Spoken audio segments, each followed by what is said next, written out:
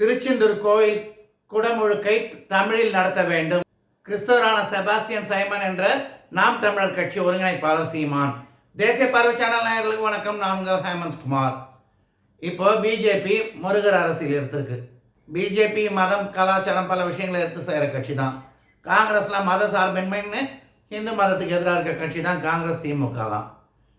அவங்க இப்போ முருகர் அரசியல் எடுத்து பண்ணுறாங்க. 2021 அவங்களுக்கு நல்ல பேர் கிடச்சிது. இப்போ 22ஆம் தேதி மாநாடு நடத்திருக்காங்க, முருக பக்தர்கள் மாநாடு. நடுவில் நாம் தமிழர் கட்சியுடைய ஒருங்கிணைப்பாளர் சீமான் என்ற செபாஸ்டியன் சைமன் முருகரை விதவிதமாக ஒரு வயசு இளைஞன்மாரெலாம் ஒரு வேஷம் போட்டு ஏதோ பண்ணியிருந்தாங்க. இப்போ அவரும் அந்த முருகர் அரசியல் எடுக்கிறாரு. அதுவும் தமிழோடு. எப்படின்னா திருச்செந்தூரில் இப்போ கும்பாபிஷேகம் வரப்போகுது, அது தமிழில் நடத்தணும்.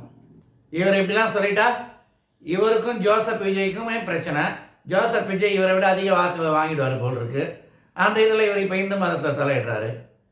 ஏன் இந்து மதத்தில் பாதி பேர் இந்த மாதிரி பேசுகிறவங்க எல்லாம் கிறிஸ்தவர்கள் இல்லை நாத்திகர்கள் அப்படி தானே இருக்காங்க. இவருக்கு செபாஸ்டியன் சைமன் தானே பேசதான் பேசுவார். ஆனால் அவர் இப்போ செல்வாக்கு இழக்கும் சூழல் இந்த மாதிரி பேசினா பேசிட்டு போட்டோம் தான் விட்டுடணும்.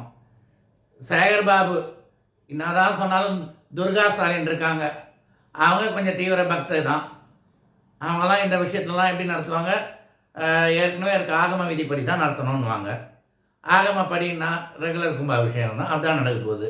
இவர் இப்படி பேசிட்டா இவருடைய வாக்குகளை இவரை பிழக்கும் சூழல் ஜோசப் விஜயால். போராத குறைக்கு திமுகவுடைய உதயநிதி ஸ்டாலின் சொல்லுவார், மூளைக்கு நானே கிறிஸ்தவன் தான், என மனைவி கிறிஸ்தவர்னு.